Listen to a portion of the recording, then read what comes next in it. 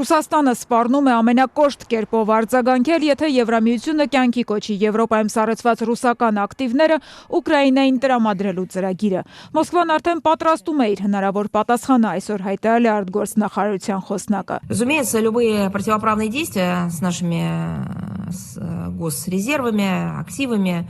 без самой жесткой реакции не останутся, мы об этом говорили неоднократно. Մեր պետական պահուստների եւ ակտիվների հետ կապված ցանկացած անօրինական գործողություն անպատասխան չի մնա։ Մենք դա բազմիցս հայտարարել ենք։ Եվրամիությունում ոչ ոք նույնիսկ չի փորձում թաքցնել այն փաստը, որ նման գործողությունների համար իրավական հիմքեր չկան։ Даже не скрывает, что легальных оснований для таких акций нет. Հայտարարությունը հնչում է Եվրահանձնաժողովի երեկվա նիստից հետո, որի ավարտին հայտարարվեց, թե իրավաբանները մինչ օրս երբևէ չկիրառված առաջարկներ են մշակել Եվրոպայում պահվող ռուսական սառեցված ակտիվները որպես վարկ Ուկրաինային տրամադրելու վերաբերյալ։ Դա կօգնի մեզ ծածկել պատերազմի մեջ գտնվող երկրի հիմնական կարիքները եկող 2 տարիների ընթացքում, հայտարարեց Եվրահանձնաժողովի նախագահ Ուրսուլա ֆոն դեր Լայենը։ We all know that we can never match the sacrifice of the Ukrainian people, but what we can match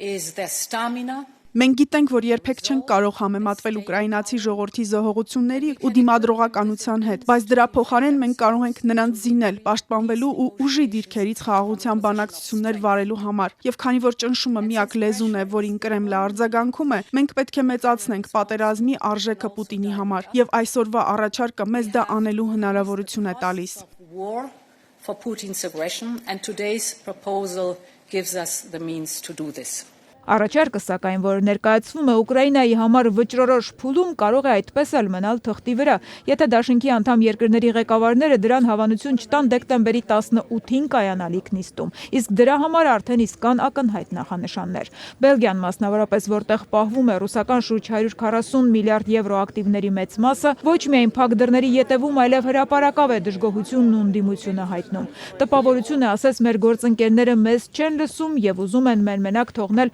հնարավոր ռիսկերի առջև, երեկ հայտարարեց երկրի արտգործնախարար Մաքսիմ Պրևոն։ It is not acceptable to use the money and leave us alone facing the risks. Անընդունելի է օգտագործել գումարը եւ մեզ մենակ թողել ռիսկերի առջև։ Այն, ինչ առաջարկվում է, ակնհայտորեն մեր նախընտրած տարբերակը չէ։ Եթե այդուամենայնիվ անդամ պետությունները ցանկանան գնալ այդ ուղղությամբ, մենք պահանջում ենք, որ նրանք երաշխիքներ տան դրա հետևանքով Բելգիային սպառնացող ռիսկերին դիմակայելու համար։ Սա անհիմն պահանջ չէ, սա զուտ արդարություն է։ Fully covered. This is no unreasonable request. This is simply fairness. Ընդ որում, ինչպես պնդում է Պոլիտիկոյի հետաքննությունը, Բելգիայի այս դժգոհությունը նոր չէ։ Ավելին, դրա պատճառով գործարքի կնքումը մեկ անգամ արդեն տապալվել է։ Անցած հոկտեմբերին, գրում է հանդես հղում անելով դիվանագիտական աղբյուրներին, երբ Եվրամիության առաջնորդները ժամանել են Բրյուսել, այս հարցը կրկին եղել է սեղանին։ Բոլորն այնքան վստահ են եղել, որ այն կընդունվի, որ արդեն սկսել են քննարկել ու անգամ վիճել, թե որն է գումարը ծախսելու լավագույն տարբերակը։ Ժամեր անց, սակայն, առաջնորդները դռնփակ նիստից դուրս են եկել առանց որևէ որոշման։ Պարզվել է, որ համեստ 12 միլիոն բնակչություն ունեցող Բելգիան տապալել է ծրագիրն ամբողջությամբ։ Այդ առաջարկը խելագարության է նման, ըստ Պոլիտիկոյի ասել է Բելգիայի վարչապետը, ով այդ կարծիքը նաև մինչ այդ էր հրապարակել։ Das sind Gelder von der russischen Zentralbank. Gelder von Zentralbanken sind rechtlich immun. Սրանք Ռուսաստանի կենտրոնական բանկի միջոցներն են։ Կենտրոնական բանկի միջոցները անձեռնմխելի են, այդ թվում իրավական առումով։ Եվ եթե դուք աշխարհին ազդակ ուղարկեք, որ Եվրոպան կարող է քաղաքական որոշումներ կայացնել պետական միջոցները բռնագրավելու համար, ապա դա անշուշտ հետևանքներ կունենա։ Dann wird das Folgen haben.